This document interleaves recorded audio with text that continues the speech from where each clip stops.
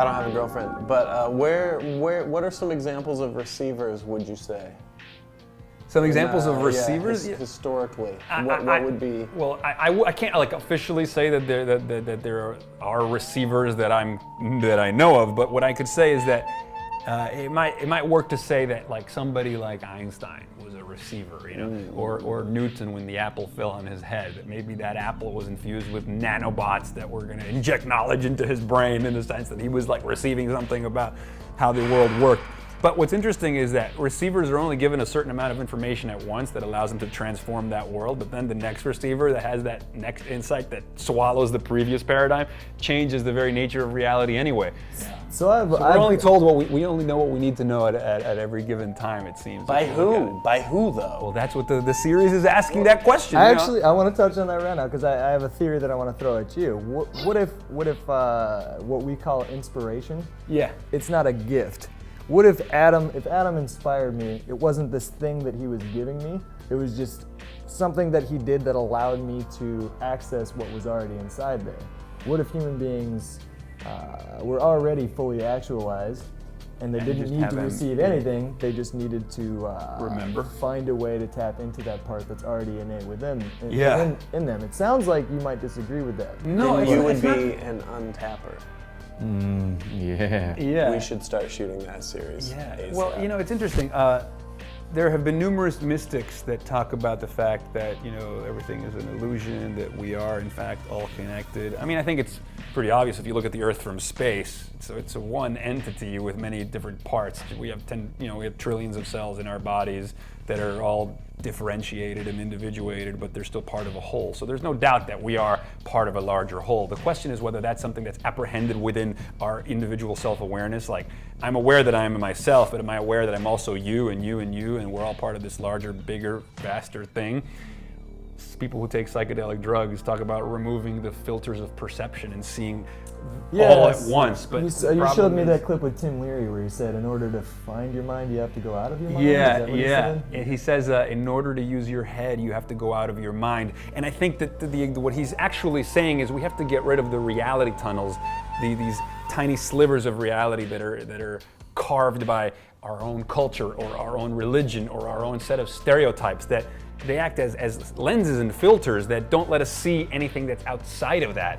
And he says that we can be trapped in our reality tunnels. Frequently, many of us feel unfulfilled or frustrated or just stuck in a limited sense of reality. And I think what Timothy Leary was saying is you got to shake those filters because there's so much more to experience at all times that we're not privy to. Look at a microscope, look at a telescope, all that reality exists. Electromagnetic spectrum, shows that there's so many more wavelengths of reality that we're not privy to. And what do we need to do in order to access those mind states? Well, Timothy Leary said psychedelics, some mystics say meditation.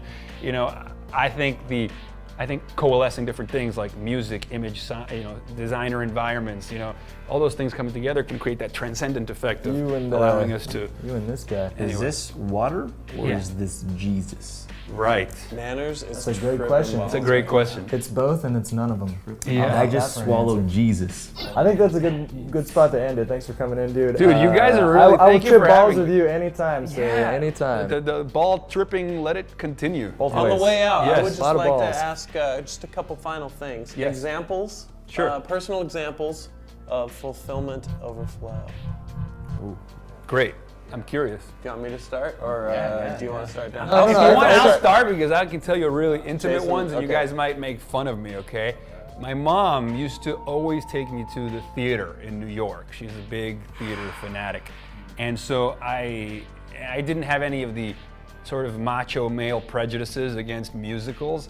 So I remember that we're all fine of musicals here. I used to. Moulin I still Rouge love. Is shit. I love to see live theater, particularly musical like Les Mis or Phantom of the Opera. I know that people might make fun of me for that, but I could appreciate human talent, human choreography, people coming together, and beautiful melodies, all working in concert. The idea of organization in concert, so much complexity, showing order, showing symmetry, that shit just blows my mind, and it makes me kind of happy to be part of a species that can self-organize that way. Yeah. This is a safe place for you, Jason Thanks. Silva. Thanks. I would like to hear what you have to say. You guys are probably going to make fun of me for mine. I probably will. But yeah. when when Neo steps into the lobby of the Matrix and he's trying to free Morpheus, and the Propeller Head song starts up. I hit catharsis. It's hit magnificent. The catharsis ceiling. What about when Yeah, Neo I started finally crying. finally realizes that all of reality is malleable to his will, and he goes like this, and the freaking shit shakes around him. Yep. He's having catharsis. He's realizing how much of his experience can be shaped by his creative and linguistic choices. Each of us sort of can create a custom universe that we can inhabit. We're all cosmic heroes to that end. And Totally. I think I cried like a baby. I cried same too. Same thing when Maximus rallies the gladiators for the first time versus the chariot opponents, There you go. weeping because justice was about to be served by Marcus Aurelius. Marcus Aurelius. I do the now. Don't laugh Maximus at me, Decimus guys. I have Meridius. my own little thing. Father to a. Yeah, go ahead. Your wife. Keep going.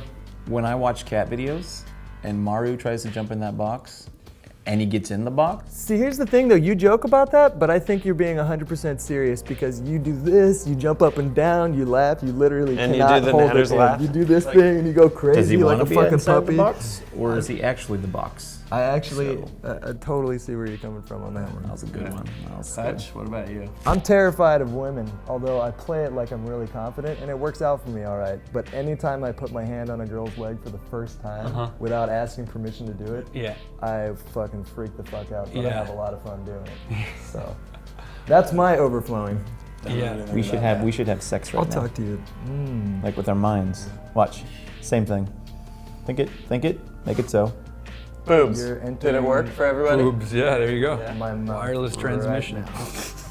All right, Not before cool we that I'm go opening though, my before we go, we got our physical eyeballs on some of Jason Silva's recent work. Oh, thanks. We're gonna put links to this stuff in the description. You guys should go check it out. You should check it out. Yeah, that would These be great. videos are these videos are nuts. They are, believe me, we're like level 2 ball tripping, and you are a grandmaster. Well, thanks for having me, I think I guys. already shook your Fully hand, man, tripped. but I'd love to come I- visit you guys again. Yeah, totally. Anytime. Thanks, dude. Thank You guys, be sure you go Thank check you. out Jason Silva's videos. Links in the description. I gotta go take a cold shower right now because I'm fully erect.